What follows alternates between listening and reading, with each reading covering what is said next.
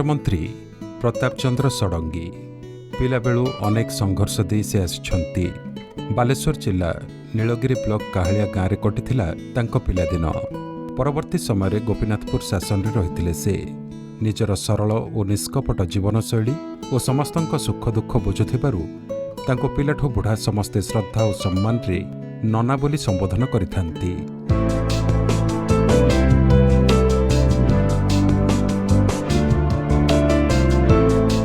Nilgiri college रे चाकरी करथिले। विवेकानंदଙ୍କ आदर्शरे अनुप्राणित प्रताप परवर्ती समय संघ परिवार संस्पर्श रे आसिथिले। मद विरोधी आंदोलन सह से गोचालाण को विरोध करुथिले। ता भितरे आरंभ होइथिला तांकर प्रत्यक्ष राजनैतिक जीवन। कर्म प्रवणता तांको एपरि घारिथिला जे निजर घर संसार करबाकू भूली गले। 19 निर्वाचन रे निजर जीवन यापन प्रणाली और प्रचार शैली पई बहु जातीय और अंतर्जातीय गणमाध्यम रे शिरोनामा पलटिथिले से। मैं प्रताप चंद्र षडंगी ईश्वर की शपथ लेता हूं कि बीजेपी रु बालेश्वर लोकसभा आसन रे सांसद भाव विजयी हेबा परे एबे से केंद्र राष्ट्र मंत्री। तेणु अंचलवासी अनेक आशा।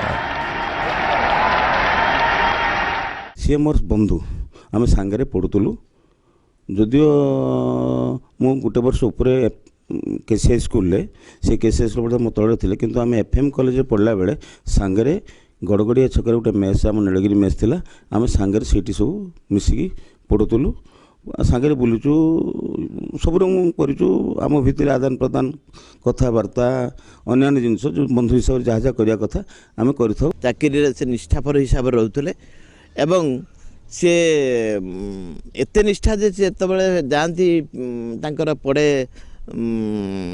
आम परीक्षा समय इन्भेटर जो पढ़ती से माने कई पिला कॉपी करुवा समय से क्या दया देखे ना कॉपीर घोर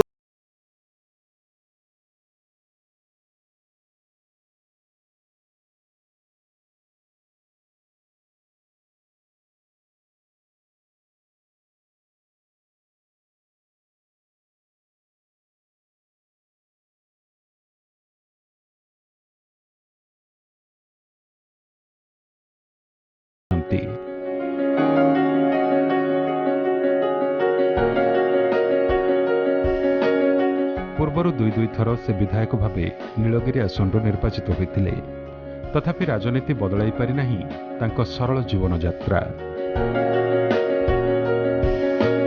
प्रताप सागर चाइल्डहुड सहित संपर्क पाठ पढ़ा पर सहित मुझे आरएसएस मिशन प्रचार बहुत जगह बुलूँ अयोध्या पुणे जाजपुर आमर ए खंडमंडल जिते सब आरएसएस वर्ग बैठक हुए बहुत सब जाए। पिला बेलू से बहुत भक्ति ठाकुर को माँ को गुरुजन मान को सब से सब थिला।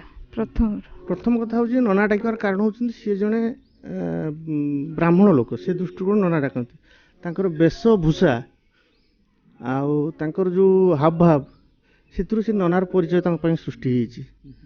तेणु साधारणतः से देश सारा लोक एवं ननार भी परिचय रहा।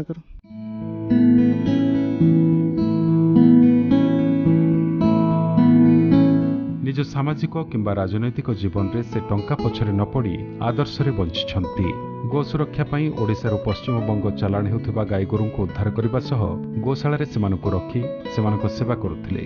एबे से केंद्र प्राणी और पशु संपद मंत्री भावे दायित्व ग्रहण करबा परे गो सुरक्षा बाहिनी उत्साहित होइछंती। हमर जणे गोभक्त आज तांको दायित्व भी मिली सरकार पाखरु गो संपदर मंत्री। तेणु आम अधिक अधिक आशा रखीचु जमी ओडिशा रे जमी दैनंदिन आकार सबुठ भारत वर्ष सबुठ अधिक गाई जदि चालाण हो तो ओडिशा चालाण हो बेंगल को। तेणु आम आशा रखीचु आगु को ये गो चालाण बंद हम गोहत्या बंद हम आशा करें जे नना आसीगले माने पावर को एबे ताले आम बहुत उपकृत हवा आमको कि एड फेड मिल गवर्नमेंट तरफ भी बहुत आशा रही। आम भी चाहूले नना भी आसी जातु जा भल कथा। गौ माता प्रति भी बहुत माने ये हम बहुत गुड़ा चैलेंज हो गौ गोरु माने सेगुड़ा जमती न हो। सेपटे केन्द्रमंत्री हेबा परे तांको बंधु सहयोगी और ग्रामवासी आनंद व्यक्त करिछंती।